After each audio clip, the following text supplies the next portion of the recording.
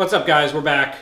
This weekend I'm going to be pulling the engine out to put the new Lloyd Elliot Trickflow heads on, as well as hopefully figure out where my oil leaks are coming from. So I have one coming off the front timing cover, like the seal around the hub, which is fine because I have a Pioneer keyed hub to go on.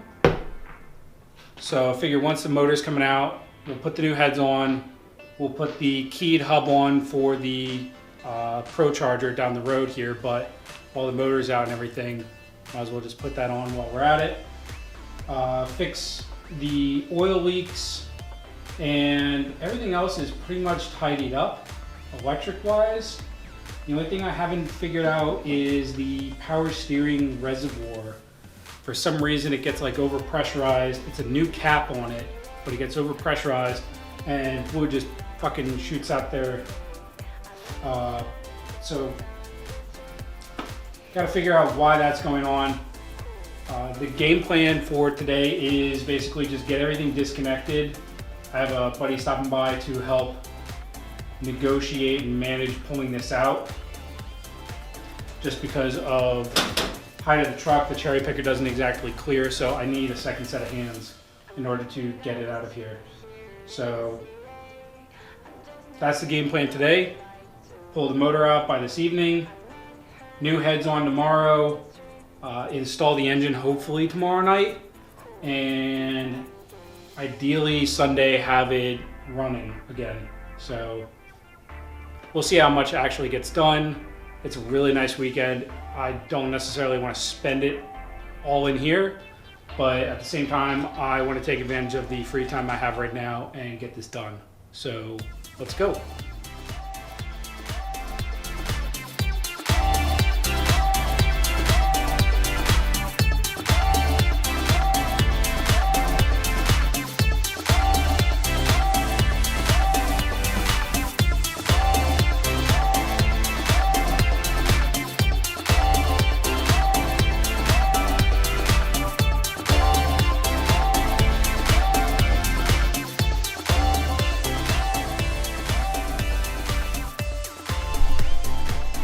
All right, so exhaust is disconnected, fuel lines are disconnected. I at least wipe my hands down, but you're still pretty greasy. Greasy. Transmission is unbolted, the torque converter is unbolted. The only thing we have left are the motor mounts, and that's it. Then we're good to lift this out. So some people take off the bracket that's in the back there. It's a little hard to see lighting wise, but it's down low. Yeah, right there. But it's a good part to, it's a good spot to grab. So we'll end up lifting from there and off of one of the head bolts on the front. So it would be nice. Yeah, we'll probably we'll probably go in with one of the coil pack bolts. It would be nice if I had like an eye bolt, you know, that would go in. I should try and pick one of those up. Would be nice. For what? Like put a bolt through with a big washer? Yeah, put with like enough slack? Or take this off, put a chain through the stud, get like a big washer, and then bolt it back on. Like an eye bolt would be fucking sweet. To just turn an eye bolt in. See, I should just grab one of those. I wish I had one. But yeah, maybe next time. I'll keep that in mind. Like have like an eye bolt that's the same thread pitch as like the head bolts, and then you have like two really nice spots to pull the motor out from. Ideally, you're not going to be pulling your motor out this often. So, but the other thing is we are going to be using seat belts, strong enough to hold you in a car, strong enough to lift the motor out. These are the same ones we used when we pulled it out of the junkyard. We just left them on the motor. So At least these motor mount bolts are easier to get to. yeah, the motor mount bolts are easy to get to in the truck. Easier than the Impala. So upon investigation of like taking stuff out of the truck, I'm missing one of my trans bolts. One of the trans to engine block bolts was missing. one of my transmission pan bolts is missing. And I think that was it. And everything else was tight as fuck to try and get unbolted. Spark plugs, trans bolts, everything. Yeah. That was absolutely ridiculous to try and get that shit off. But other than that, we're good to go. And hopefully next thing you will see is motor coming out. So, took the hood off, ran the seatbelt through that back mount, put the hood over there for now. And then what we're gonna have to do is, because of this is stock ride height, but in order to get the engine up and over the radiator support, we're gonna have to let the air out of the tires here. That'll give us about another 3 inches or so of clearance to try and get it over the radiator support. So hopefully that'll be enough. It's what I ended up doing to get it in there. Probably could get more if we would just take the wheels off, but then I'd have to put it on some like jack stands or have the rotors just sit on the floor, and I don't necessarily want to do that. So here's the other question. Is it in neutral still?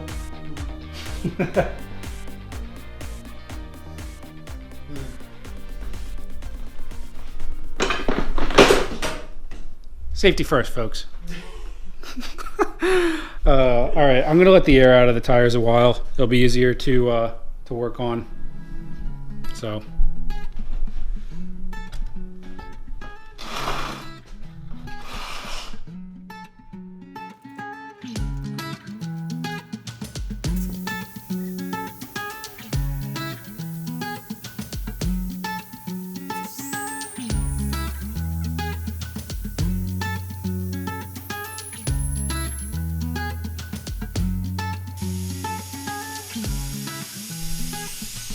Look how easy this is to reach.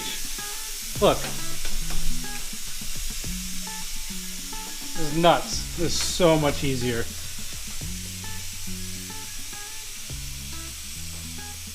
See, this would be the ideal ride height for the truck, right here.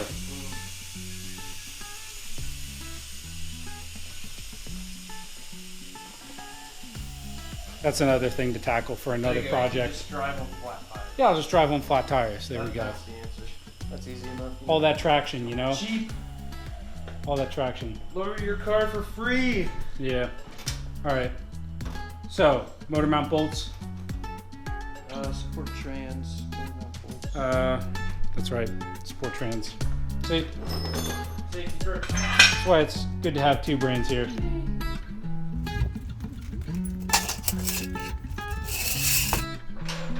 Loud as fuck.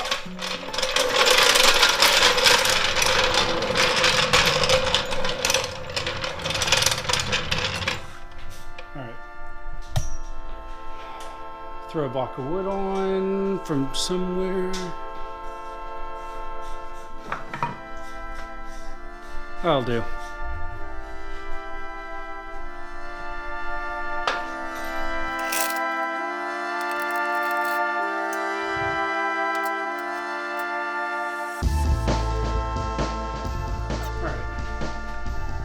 So, coil's off.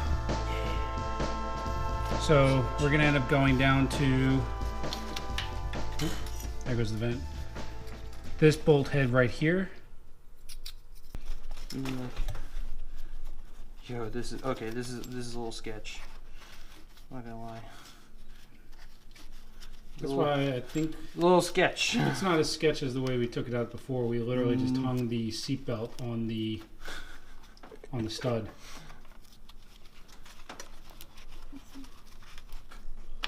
Maybe.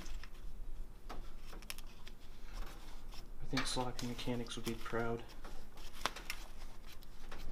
There we go. Yeah, throw a wrench on. Yeah.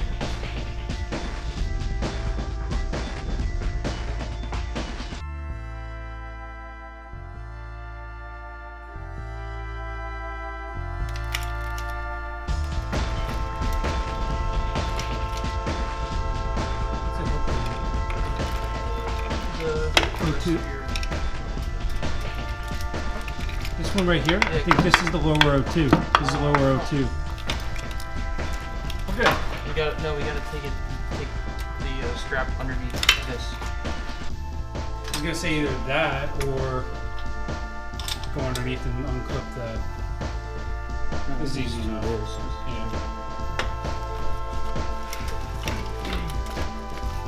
Modern problems causing modern solutions. Truck slow down. So right now that needs to go underneath. Yep.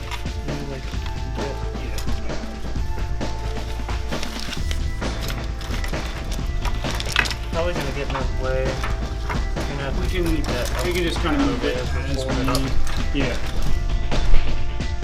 That's good, I think.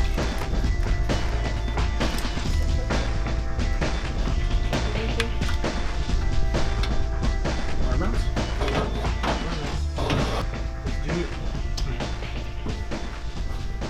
Let's put this back in.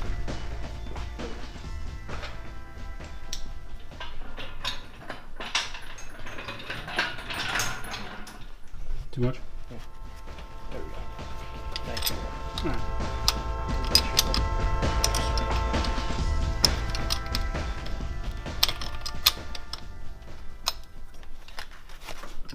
I'll go one for safekeeping.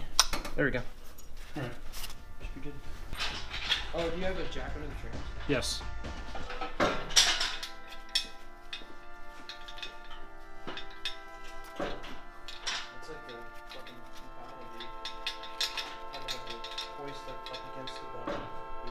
Yeah, I think I had the bumper off.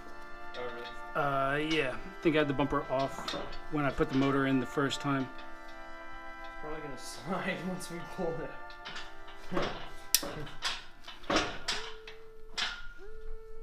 Yeah, that's why I ended up using the two separate seatbelts, but this will let us manually kind of teeter-totter it out. So, didn't show the actual process of taking it out. You're basically just mounting it where we mounted it and lifted it out. We did, however, run into an issue. The torque converter got like wedged against the flex plate. So even though we undid the bolts and there was some wiggle room, you know, we pried on it a little bit, it was stuck to the flex plate. So when we lifted it out, it lifted and slid off of the transmission. So I was able to, I didn't drop the torque converter. I had to crawl underneath. We had to pry on it quite a bit in order to get it to like unseat itself off the flex plate. But we were prying from like both sides, so I'm not really concerned about the flex plate like warping whatsoever. It's a steel flex plate. The floor, however, looks like we murdered someone. Just a bit. Was a little bit of a pain like pulling it out. I didn't want to take the headers out, mainly because they're rusted to the rest of the exhaust pipe. So trying to get them out with the engine still in was going to be extremely difficult. I'm still not sure exactly what I'm going to do with the headers, just because putting it back in with the exhaust still in here is going to be kind of a pain in the ass. So I'm gonna have to try and make a game plan for how to get everything back in here. The splines and stuff on the transmission itself don't look like they got damaged. And the torque converter itself, I didn't let it hit the floor. So that was all good. But next step is gonna be taking the accessory bracket off, all the accessories, and then start working on taking the heads off. So kind of have this as like a security thing. I don't know. It's a Harbor Freight jobby, so the pressure slowly goes out, but we do have it on here. This was holding it. It's just with the accessory bracket on, it's a lot of weight. So trying to have some, you know, fallback here, but it's pretty late, so we're just gonna end up leaving it for now. But, and nice little battle wound. So can never get away with working in the garage without some type of cut. Other than that, I don't see any direct leaks besides the timing cover on the front. Everything else looks good at first glance. It's dirty, but spider webs there.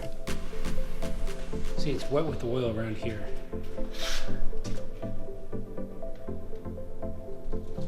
Is the head gasket leaking? I don't know. It could be the head gasket leaking. Which I mean, I guess isn't an issue. No, that's one of the things that I was concerned about, was that it was a head gasket leaking and causing the oil leak. That's why I had taken the intake manifold off before, and like you can see all the extra sealant that's around here. So my concern was, yeah, if the head gaskets were leaking. I mean, Oh yeah, look here. what? So you can see that. See, there's like this defined Yep. imprint here, but there's only this, like it'll draw Yeah, upwards a little bit. it'll wick it upwards. Right, but it's definitely So yeah, so the head gaskets were leaking, head gasket. but also the timing cover on the front. That's a bitch though, because then you have to get the oil pan and the timing cover to seal on like one surface, and in the corners you have to make sure you use like Yeah. RTV and shit just so it doesn't leak. That's a sucky seal. So it's a good thing we're taking this all apart and can kind of just go over everything. So once the accessories are off and the heads are off, can flip it upside down and do the oil pan and stuff like that and just be done with it. So a lot of work to try and do tomorrow. So till then, later.